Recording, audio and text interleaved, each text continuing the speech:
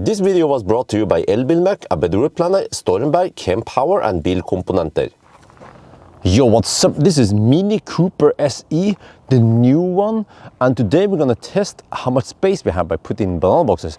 I did the test before with the previous generation, but ever since then the car has grown a little bit in length, in height and in width, so it's slightly bigger. And also the last test I did, I think it was barely legal, 13 boxes managed to fit in there. So can we fit more today? Well, let's see. And also, you know, normally I would borrow cars from importers, and this would be from BMW or Mini, right?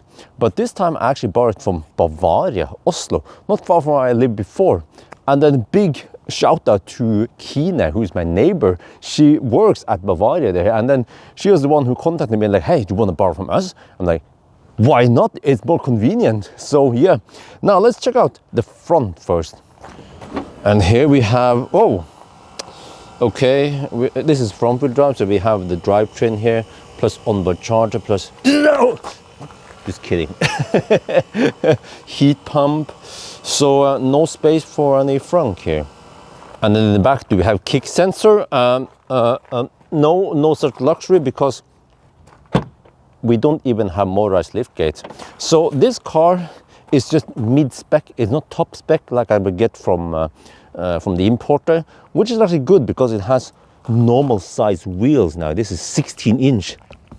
We're gonna find out more about that in the range test. And since this is a proper Mini, then we don't have much space. You see, we can take out the parcel shaft. It is tiny, it's almost pointless, the parcel shaft.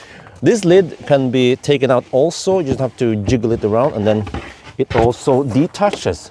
So we want to free up as much space as possible. We take out all these, and then that's it. Well, at least there's something here, right? That part doesn't seem to, yeah, you're supposed to remove it. It is like bolted in there.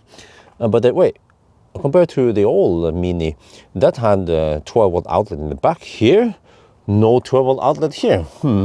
It's a downgrade. Round one in the trunk. I only managed to fit 3, just like last time. So at least that part is the same. As usual, I try to put as many as possible in here. And this is just a 3-door. So you see, this becomes slightly harder to pack because we don't have that back door. So I have to squeeze everything in here. We have the panorama roof open.